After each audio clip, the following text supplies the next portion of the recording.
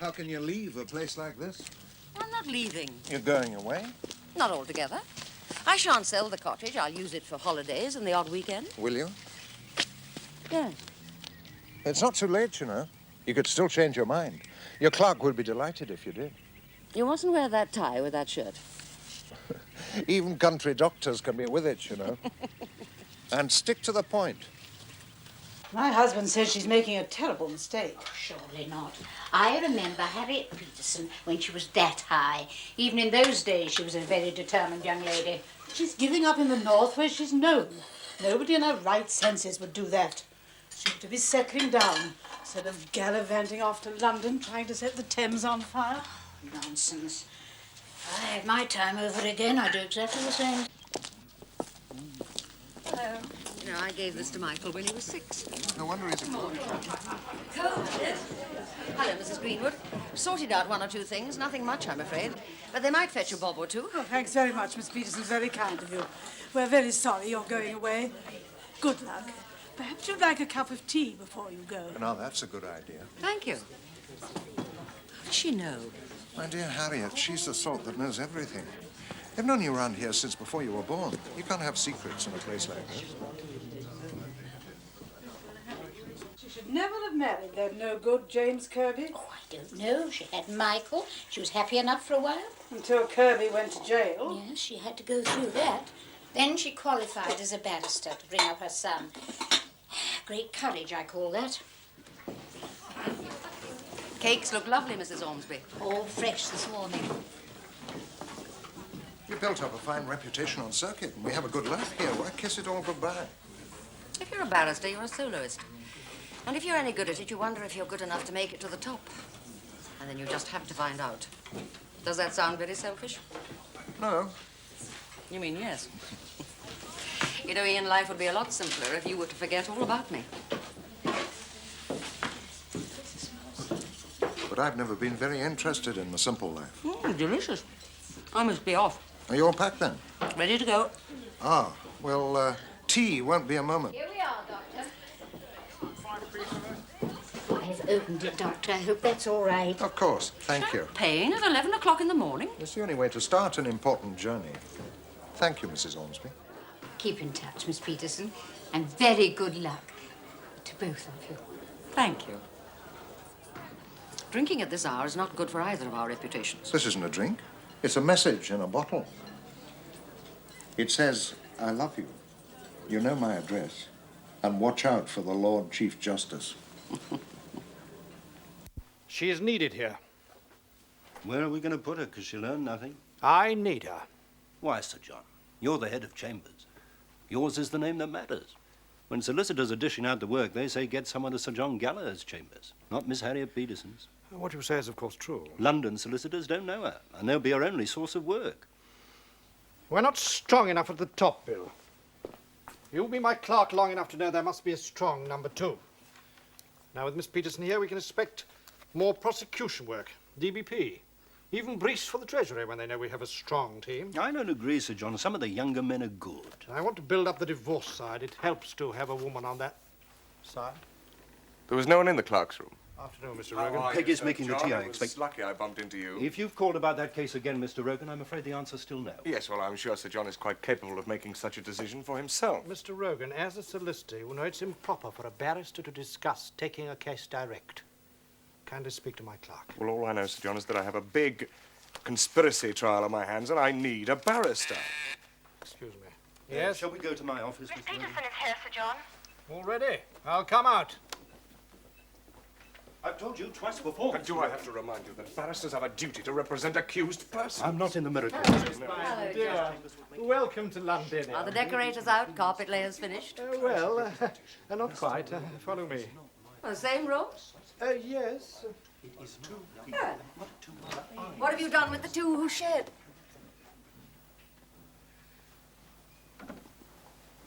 You must have made a mistake, John. There appear to be 3 barristers occupying this room. Harriet, London chambers are different from things in the provinces. I've never had chambers in the provinces. These are my chambers, though I've hardly ever seen them. On circuit, I lived out of a suitcase and grubby hotel bedrooms.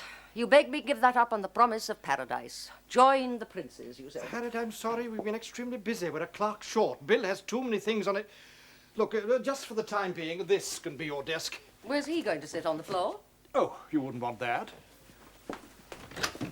Bill? Just a moment, Miss Peterson. Goodbye, Sir John. I do hope you'll reconsider. This way, Mr. Rogan, if you please. Work of a moment to remove this bump. I am not sharing. Look, if you'll just talk to William, I'm quite sure all these small teething problems will... Bill, everything's all right, isn't it? This is just... We'll have dinner tonight, Harriet. A lavish one. Lovely to have you. Lovely to have you.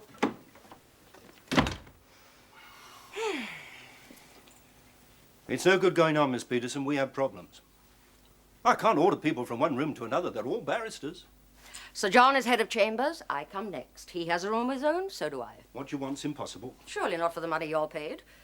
7,000 a year for drinking with solicitors' clerks, booking trains, moving desks. You know better than that, Miss Peterson. Bill, I earn 9,000 a year on circuit. 1,000 of that went into your pocket. You've got a very good backup service from these chambers. And all you had to do for it was make a few telephone calls. I know that there are some clients who think the barristers' clerks are merely overpaid office boys. Only when they behave like it. But I gave you credit for knowing better.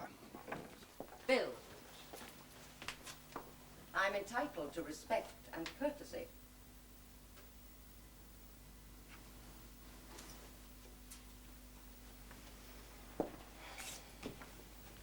I apologize, Miss Peterson. I'm a bit upset. The heat's been on something terrible. Your arrival, that fellow out there, was all too much. That's all right, Bill. I will get this lot sorted out, but the most important thing is to get you established. I know. Thanks, Bill. And that means drinking with solicitors' clerks. Operating the grapevine. Finding out who's got the work. Right sort of work. Oh, not him, for instance. That's the third time he's been here. He looked harmless enough. Right. And taking cases from him is no way to get established, believe me. Really? Why? He's a bad payer, time waster, always wanting something for nothing. There's a nasty smell to most of his work. One of his pet counsel was suspended the other day. We do have our uses. 90% of the bar takes any case that comes along, but I can't find one decent barrister to take on yours. I'll defend myself. What's it matter? Emma, 5 of you live together in a flat, and you thought you were going to change the world.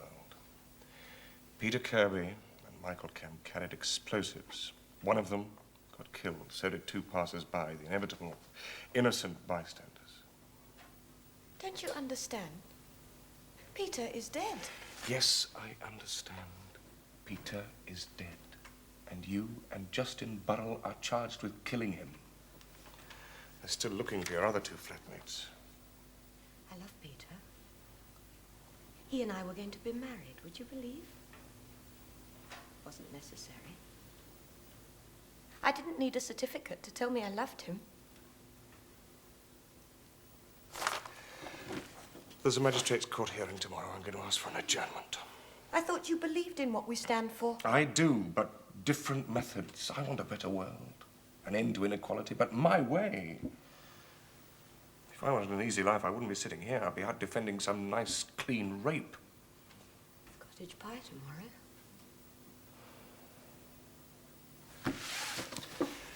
I shall tell the magistrate I need more time if you're to have a proper defense. And I want you to let me ask for medical attention. I think you're in need of a sedative. Superintendent, is the prosecution legally represented? Yes, sir. Mr. Timothy Barrett. The prosecution would have been able to proceed, Your Worship, but I understand the defense isn't ready. Is this so, Mr. Rogan? I represent the defendants, Miss Emma Grayson and Miss Justin Burrell. Both of them have a complete answer to the charges. Yes. But when will you be able to get on with the committal? As soon as I find counsel willing to take it. Everybody who's any good is too busy at the moment.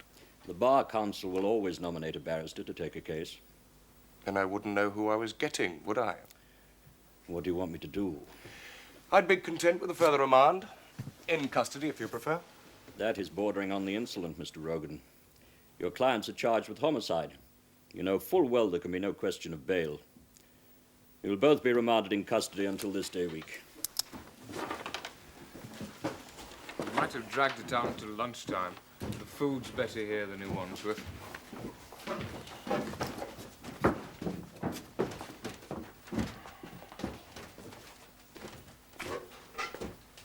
Have you tried Sir John Gallagher's chambers? Only 3 times. There's a woman called Harriet Peterson. She's just left the circuit to set herself up in London. She can't be too busy. Beware the Greeks when they come bearing gifts. What's a senior police officer doing fixing up their defense with a brief? Isn't she any good? She's good. Some say very good, and that's exactly what I want. The only thing worries me about this case is that it's too open and shut. I want the world to see these 2 university hooligans tried, properly defended, before they're put away for the rest of their lives. Such violence, Superintendent. I thought you were a peaceful man. I was there, Mr. Rogan, when they collected the bodies. Collected is the word. There was a leg in the front garden of number 54. Its mate was 2 doors away. They're still trying to decide which body belongs to those legs. My mother had just gone down to the corner shop for half a pound of butter. And the kids couldn't understand why they had to wait for their tea. Oh, I want these 2 well tried.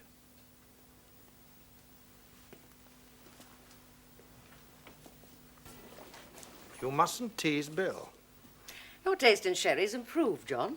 I've always had the best sherry in the temple. Why? Why mustn't I tease Bill? Well, it's not, he's not... Strong enough? A good word. He was a regimental sergeant major for 3 years. That's what I mean. You're much stronger than he is. Thank you very much. Intellectually, of course. He has a hide like an alligator. I'm going to kick it as hard as I can, as often as I can, until he lives up to the agreement you made with me. I don't see what you're complaining about. He's made great strides already. One desk is clear, but I have to leave the room every time the other 2 have a conference. You're going to like London, Harriet. I know you are. Just get over this little local difficulty. Talking of difficulties, what about work? You know, standing up in court, representing people for money. I've been talking to Bill. I think we have something interesting lined up for you tomorrow. It's in the magistrate's court, but it'll pay well. We?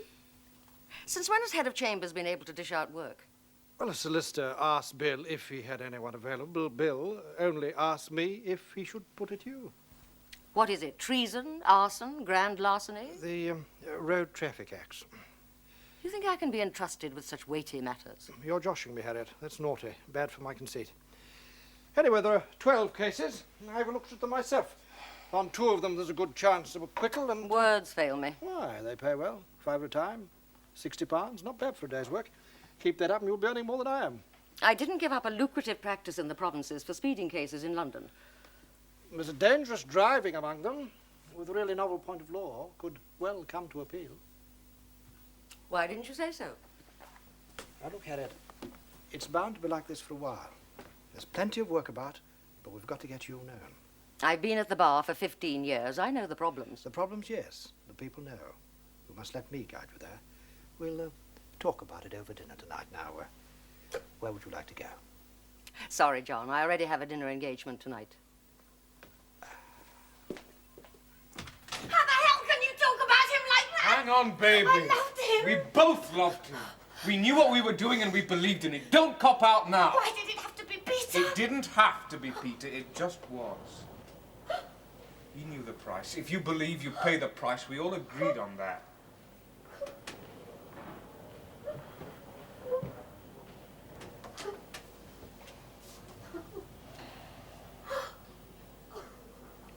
Let's talk about the price. Maybe that'll shake you into giving me some sense. What's the matter, Rogan? Isn't Emma's daddy paying you enough? There are 2 problems. Barristers is one. What they're going to say is problem number 2. Oh, you're okay, Justin. Somebody volunteered for you. I don't know why. I don't know who leaned on him. I'm not going to ask. He's for you. For Emma, I have no one. Next question. What is your defense? You tell us, Rogan. That's what you're being paid for, isn't it? I need some facts. You're the one who wants to play legal games. I don't believe in them. Don't buy your ideas of right and wrong. Who do you think you're trying to kid, Rogue? Champion of the downtrodden, the politically misguided. Sure, as long as you end up with a fat fee. You couldn't give a damn whether we go down or not. You've no idea what it means to care. I was talking to people with those explosives. An alarm clock! Wake up! Wake up! You're about 3 centuries out of date. The system you're trying to break was forged in violence. Remember Cromwell? Christ. Well, your kind of violence just doesn't pay. The great train robber's got 30 years. Unless you give me something to work with, You may not get off so lightly. Do you think anything I say or you do is going to make any difference to that? Don't tell them I'm sorry. My parents, I mean. Tell them I did what I had to do. Since we first met, I've never known you move more than 50 miles. Suddenly you're in London for a conference. A dentist conference? Not suddenly. The invitation was there. I do quite a bit of dental anesthesia. It's a minor part of my work. I know the feeling. I'm in the magistrate's court tomorrow on speeding summonses. You'll be seeing quite a bit of me in London. I like resourceful doctors. No, there's no fiddle. There happens to be a vacancy on the committee of the Guardian Trust. Guardian Trust? Yes, it's all your fault, in a way. What? Do you remember that woman patient of mine who was charged with being a spy? You defended her. She got off? I went to see her in prison several times. Do you know, I'd never been inside a prison before. I began to notice the other inmates. And I started thinking about how they'd got there. And then I wondered how many you'd put there. That's a bit aggressive, Ian. Not really, but when you do a case, it comes to an end and they get sent down for 10, 20 years, whatever. And that's it for you. Close the file, end of your responsibility. Yeah? Who takes over then? Prison authorities. Exactly. Authority. Institutions. Rubber stamps and clanking keys. Are you going in for penal reform? Not exactly, no. Guardian Trust is in business to help people. People in trouble. Usually people who've been inside. And all this happens in London? Where else? I don't know about you, Dr. Moody. Miss Peterson. Have we met?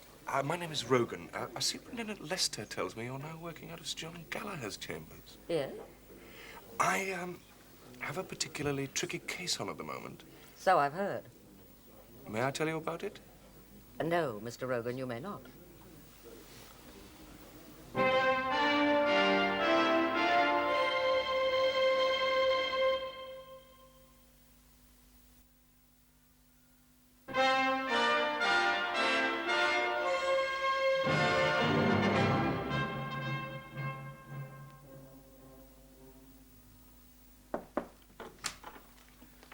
I don't find this pornographic. Sir John, may I have a word with you?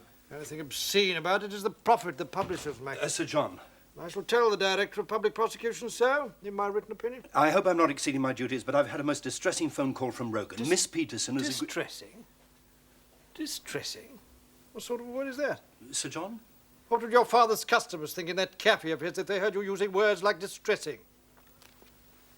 William Raimondo Coletti, born and bred in Battersea of proud Italian ancestry, the 20th century's representative of Michelangelo, Leonardo, Boccaccio, using words like distressing. You can have your joke, Sir John. Now, this is distressing. The director thinks I'm such an expert on the photographic portrayal of copulation that I can give an authoritative opinion as to its obscenity.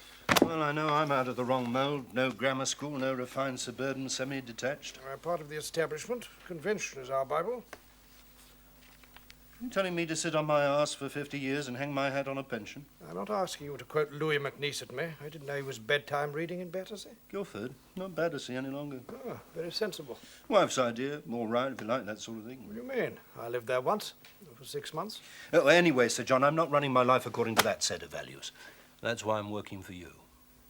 So long as you maintain my fees, you've nothing to worry about. Oh, I know that. As soon as I start slipping, you'll give me the sack. Oh, what a distressing thing to say. Oh, but then you're quite a bit older than I am, Sir John. Now, what's this about Miss Peterson? Well, I have come post-haste to give you a first-hand report on the monumental happenings at South Western Magistrates Court. The Reverend Theodore Wellesley Jonas, Vicar of Andersley, is the biggest bloody liar I've met this year.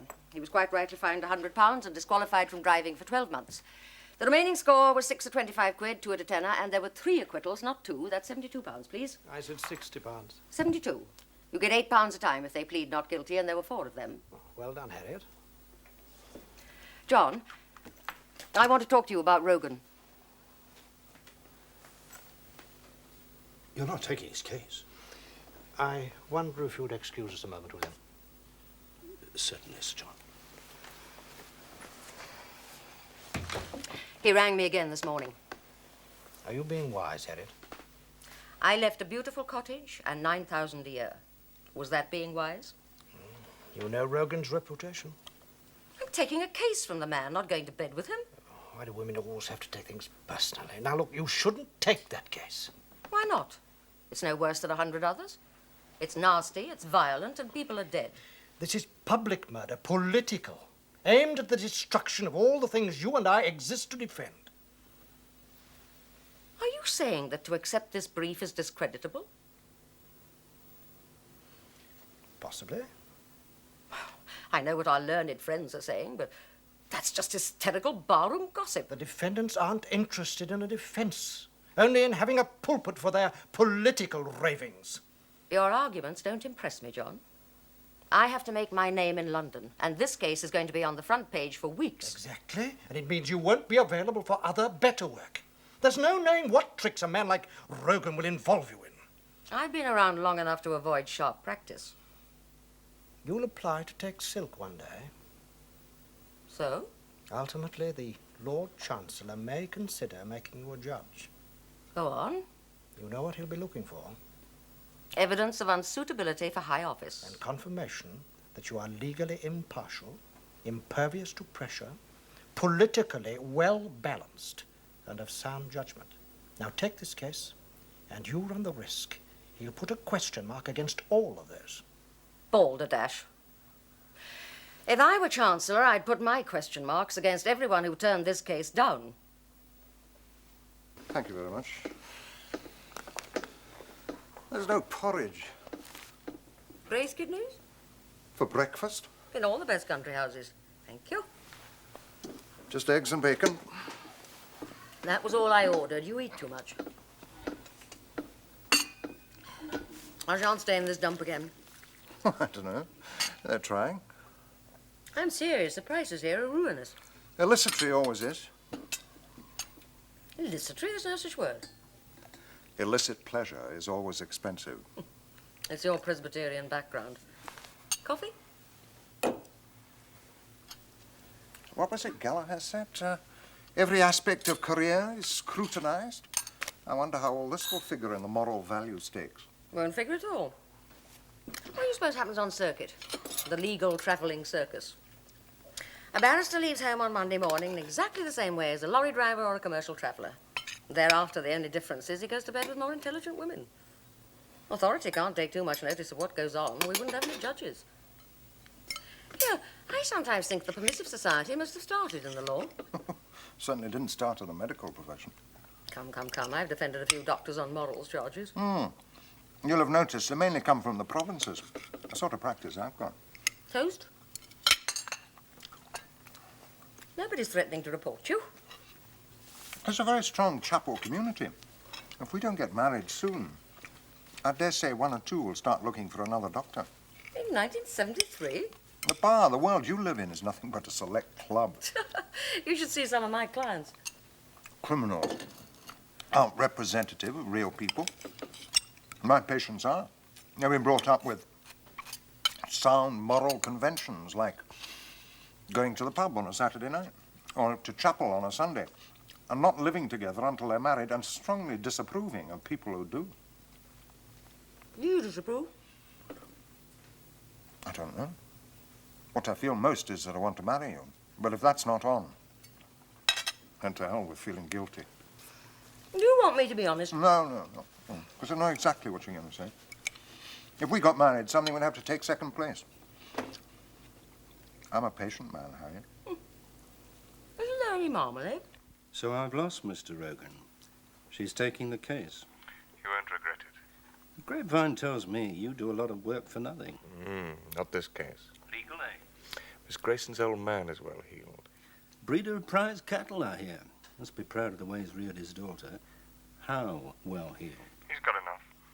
We had a case here for a rich man. Case lasted 28 days. Rich man ran out of money on day 16. I wouldn't want that to happen to Miss Peterson. Take my word for it.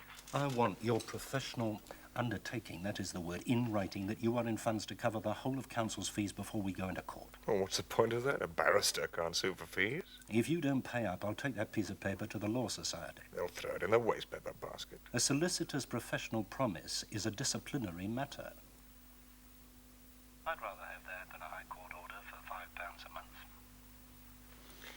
What are you asking for Miss Peterson? Well, there's quite a bit of paperwork, written opinions, conferences, appearance in magistrates' court for committal, all charged separately.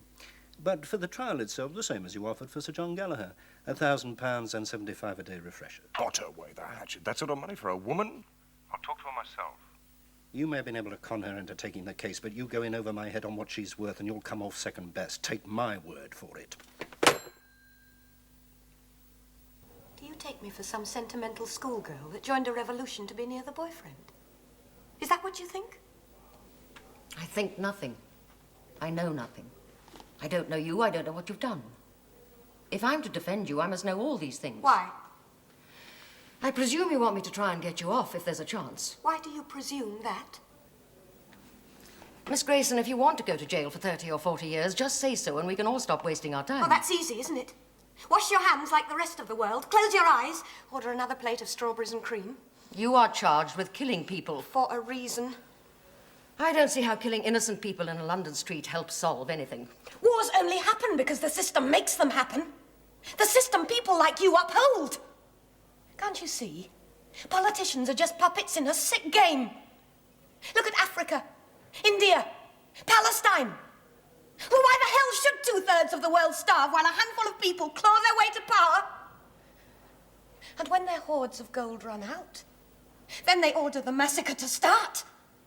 Starve them, gas them, napalm them. Well, what the hell are any people anyway? I'm not interested in your ideology. I want to know if you had a hand in killing 3 people. What's the use? If I did or if I didn't, I shall be convicted, and you lot will take your revenge. Hasn't she had sedation? She refused to see the doctor. I can't get coherent instructions while she's in this frame of mind. I'll see him. It won't do you any good. It's not myself I'm worried about. Yes, I know about the case. Miss Peterson from these chambers is defending. Oh, I know there's a lot of prestige in the prosecution. But the diary's pretty full. There's a long libel coming up next month, industrial arbitration after that. Yeah. Oh, yes, I'm sure that Sir John will see you. But I wouldn't put any money on it. I've sent for Lester.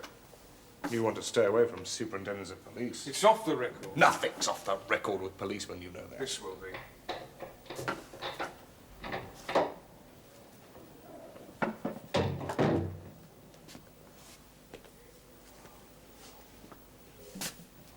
You wanted to see me, Mr. Bowl? You've got a vote, Superintendent. Once every 5 years, you get a chance to change the world. You're up for trial by jury, so not a parliamentary by-election. I know that.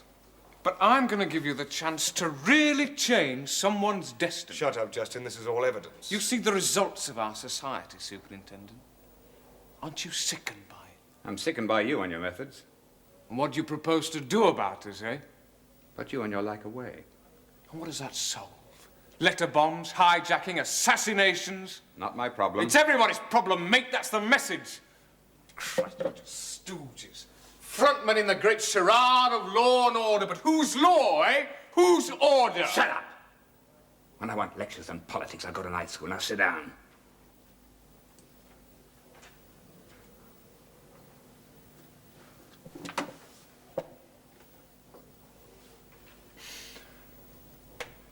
I knew where all this would lead before I started. I won't use old-fashioned words like sacrifice, but I knew I'd end up here. What do you want? Drop charges against the girl. You can't be serious. She wasn't on it. She was nowhere near when the explosives went off. She didn't even know we had them. You'll have to excuse me, Mr. Rogan, but I do find this funny.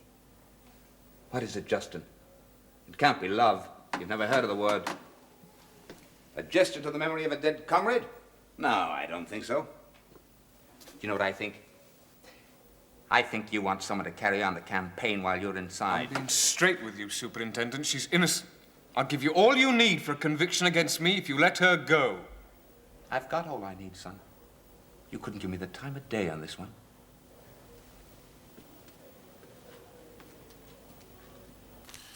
I'll just post these. Uh-huh.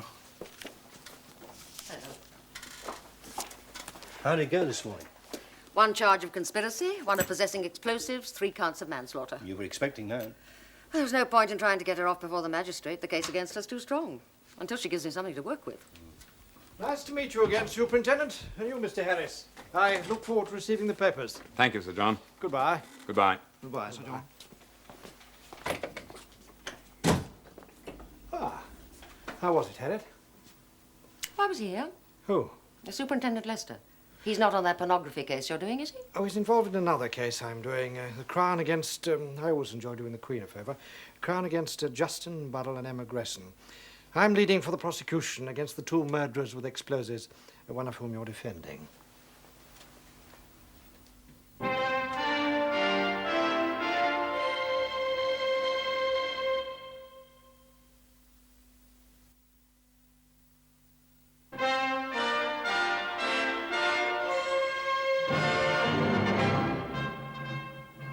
Down is Machiavelli. I should be interested to see if Gallagher's disbarred forever or merely suspended for 6 months. What for? Oh, I bet he's had a damn good look at the defense case and decided they haven't got a prayer. So when the prosecution came along, he knew it'd be on a certain winner. That must be unethical. Nonsense, Ian. John's never seen any papers. He must have done to turn it down. Oh, it doesn't work like that. The clerk gets a call from the solicitor. Would so-and-so be interested in the XYZ case? And only if the answer is yes or maybe does a brief get sent to Chambers. Well, I still think it's a bastard trick after all the elbow twisting. Doesn't bother me. I haven't told you what I really think of him ever since I first saw those shifty little eyes and heard that unctuous, conniving voice. You didn't need to. Well, someone has to prosecute. I'd rather it were John than anyone I know. He'll be fair. Yes, but why Gallagher? He built up his reputation on police work. He's known Lester for years. And the same set of Chambers, that can't be right. Happens all the time. There aren't many sets doing criminal work. We keep coming up against one another. Well, why does Gallagher have to accept he's not hard up for work? Or is he just trying to put you in your place? John wouldn't defend, but prosecuting, I appear for the Crown. In a case like this, that's the accolade. Champion of the people against the enemies of the state. Champion hypocrite. And when you stand up in court at the Old Bailey, you'll prove it. Win? That's not possible in a case like this. Anything less than 30 years will be a major victory. The court will rise.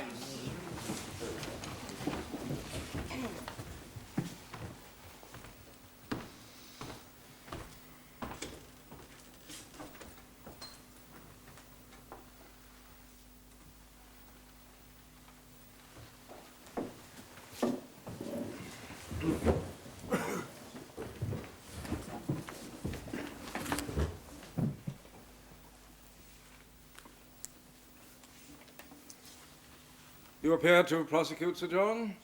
With Mr. Barrett, my lord, yes. Mr. Cobbold appears for Burrell, and my learned friend, Miss Harriet Peterson, represents Emma Gresson. I've had the pleasure of being addressed by Miss Peterson many times on circuit. I understand my brothers and I are to be deprived of that privilege in the future. For most of the time, yes, my lord. We wish you well in London, Miss Peterson. Thank you, my lord. Put up the prisoners. Justin Burrell, Yes? you stand on the right, please. Emma Helen Grayson, Yes. stand on Burrell's left. Justin Burrell and Emma Helen Grayson, you are charged on an indictment containing 3 counts. The first count charges manslaughter, and the particulars of that offence are that you, on the 2nd day of November 1972, in the inner London area, unlawfully killed Janet Ashgrove, William Bernard Cornwall, and Peter Kirby. Justin Burrell, do you plead guilty or not guilty? Not guilty. Emma Helen Grayson, do you plead guilty or not guilty? Not guilty. The second count charges conspiracy to cause explosions likely to endanger life. The particulars being that you conspired together with others unknown between the 1st of September and the 2nd of November 1972 to cause by explosive substances, to wit, gelignite, explosions of a nature likely to endanger life. Justin Burrell, do you plead guilty or not guilty? Not guilty. Emma Helen Grayson, do you plead guilty or not guilty? Not guilty. The third count charges you with possessing explosives, contrary to Section 4 of the Explosive Substances Act, 1883. One moment, please. Hello? Oh, yes, Miss Peterson. Just a moment. What were those titles you wanted? 1967 All England Reports, Volume 1. 1969 Appeal Cases. I'll have them sent down right away. Get these from the library, will you, and get them over to Miss Peterson. You say Emma Grayson admitted full responsibility for the 3 deaths. Yes. But you said nothing of the condition she was in when she made that statement. I wasn't asked. Touché. Was Miss Grayson hysterical? It's not unusual. Just yes or no. Yes. Describe the circumstances of her arrest. I went with fellow officers to the flat and arrested her. I don't know what you mean. What did you say to her? I identified myself. Then I said I was arresting her on a charge of conspiracy to cause an explosion. Did you say anything about homicide? Not then. Or about anyone being dead? And that was later, at the station. There are 2 explosions in this case. The first, in which 3 people died, and the other some 2 weeks earlier at the French embassy. A protest we have heard against the exploding of nuclear devices in the Pacific. Yes. So when you mention conspiracy to cause an explosion, it's possible Miss Grayson thought you were referring to the earlier explosion at the embassy and not the one that happened that morning. It's possible, but not likely. What was her reaction to being arrested in the flat? She went a bit white. Did she make any incriminating admissions? She denied everything. At what point in time did you identify the people who died in the explosion? Later, at the station, when I charged her. So the first time Emma Grayson learned of the death of Peter Kirby was when you accused her of killing him? Yes. Did you know they were lovers, that they were about to marry? Yes. Was it then deliberate? I don't follow. Was it a calculated attempt to shock her into making damaging admissions? Miss Peterson, I just come from the street where they were trying to piece together the bloody remains of 3 human beings. I saw no need to use kid gloves on those responsible. But you didn't know who those responsible were. You merely suspected. Technically, it was guesswork, but she confirmed all the guesses. What you mean is that when Emma Grayson first learned of the death of her lover as she was being accused of killing him, she completely lost control. She was hysterical, but in my opinion, telling the truth. Really, Superintendent? What are your medical qualifications for such an opinion? Miss Peterson, I've been a police officer a long time. I think I know when someone's telling the truth. What do you know of the effects of shock, of sudden, intense grief? I'm tempted to ask what my learned friend's medical qualifications are. I shall be calling one of the country's leading psychiatrists on the point, my lord. Did it not occur to you that any statements obtained in those circumstances would be quite unreliable? I don't see the relevance of this line of cross-examination. Really, my lord? I presume you admit the statements were made. Yes, my lord. The construction to be put upon them is a matter for the jury. And this witness is not a doctor. But his evidence is vital. Not only as to what was said, but the circumstances in which it was said and the way my client said it. Very well, Miss Peterson. To answer your question, miss, in my experience, most people's reaction to the shock of arrest, particularly if they've never been arrested before, is a desire to confess. Did you know that in circumstances like these, Emma Grayson's most likely reaction would be to assume maximum guilt for the death of her lover? And that the jury will hear a psychiatrist's evidence on the point? As his lordship has remarked, Miss Peterson, I'm not a doctor. No, but you are an experienced police officer. Yes, sir? And would you say you could tell the difference between a person who was speculating as to what might have happened and someone who was speaking from personal knowledge of events in which she had participated? Yes. Well then, when Grayson told you she'd helped make the bomb, she knew where they were going and what they were going to do about it, which was it? She knew. Thank you, Superintendent.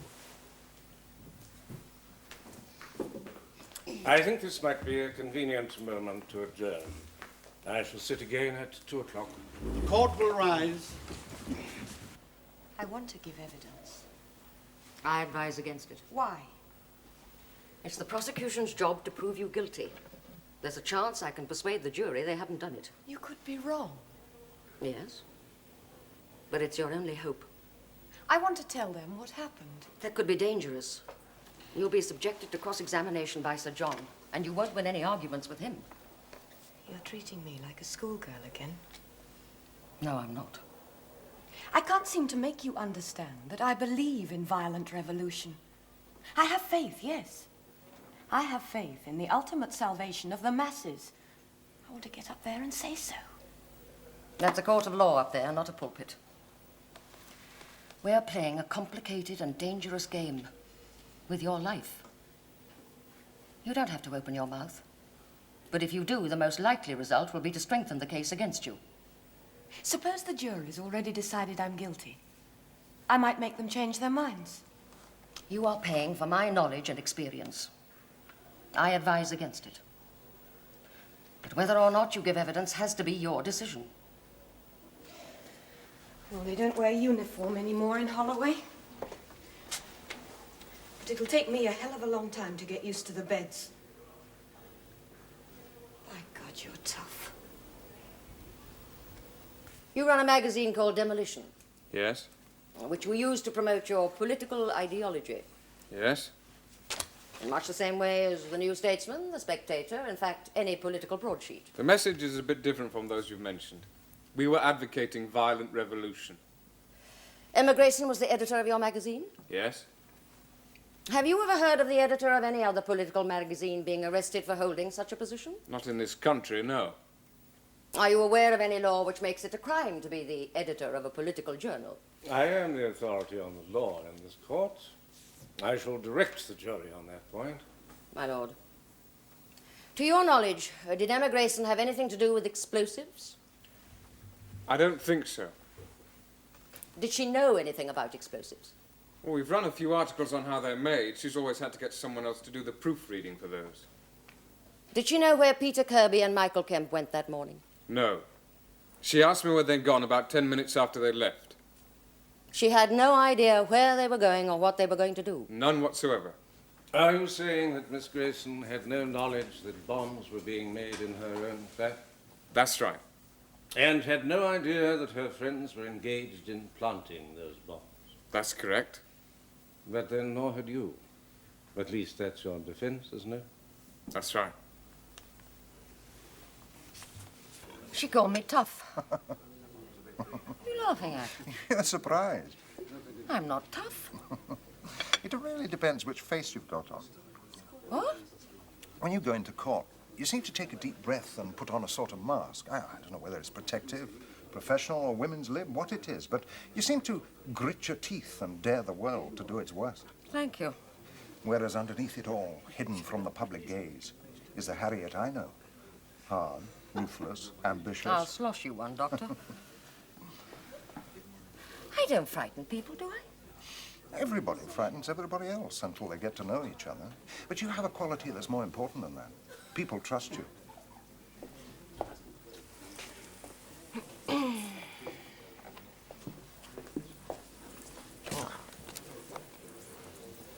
What's worrying you, Harriet? I make my closing speech in the morning. The grapevine tells me you're on a knife edge. Grapevine? Bill. He could be right. He's pretty good at summing up what a jury thinks. Not putting the defendant in the witness box is always a risk, particularly when it's a girl, an attractive one. You know, many's the time I've been on dead loser, and suddenly the jury takes a shine to a woman with bedroom eyes and a husky voice. Emma Grayson couldn't have played that sort of part. No. But I've denied her the right to speak in her own defense. She thinks that's a crime. And if she goes down tomorrow, it could be for the longest sentence in legal history. And furthermore, members of the jury, there is no such thing as guilt by association. And that is all the prosecution case amounts to. That and some statements obtained in circumstances to which no fair-minded person, let alone an experienced police officer, would have been party. Emma Grayson owned the flat in which the bombs were made. Does that mean she made them? Emma Grayson edited a magazine. Does that mean she put into practice whatever her writers preached? If that was so, the editor of the Times would go in nightly fear of arrest. Members of the jury, in deciding whether things are proved or not, you don't need to be an Oxford Don. You just need a little common sense. And although you sit here in the formal atmosphere of the Central Criminal Court, proof of guilt is judged by the same standards you would apply in your own home. For instance, you may suspect your husband or your wife of all sorts of things, but you won't start divorce proceedings until you are sure.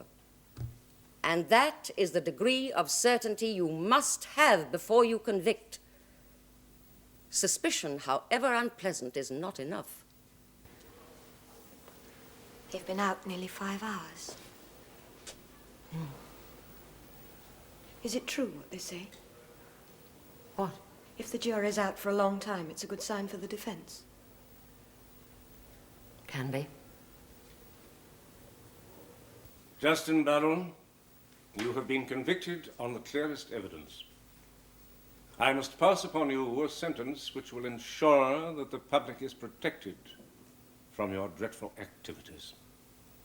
You will go to prison for 30 years. Put him down. Hang on, baby.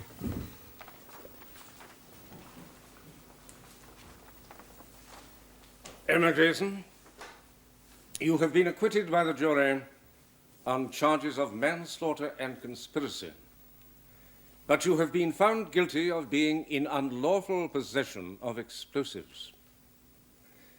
I cannot forget that without explosives, the terrible events that we have heard described in the last days would not have been possible. I do not believe it is consistent with my duty to treat your case leniently. You will go to prison for 3 years. Put her down.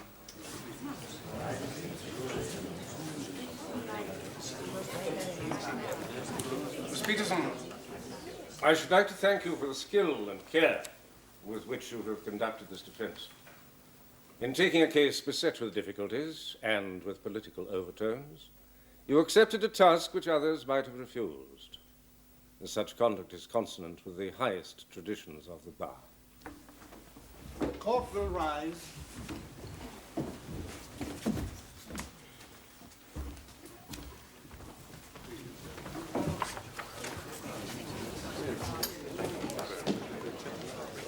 Well, Miss Peterson, I think we better have you on our side next time. See my clerk, Superintendent.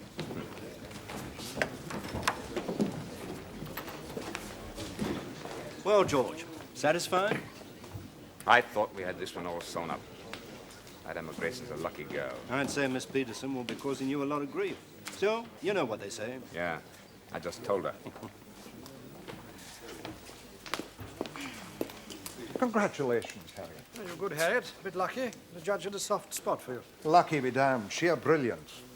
Personally, I can't help a feeling of nostalgia for the days when gunpowder plots only happened once a century. Really?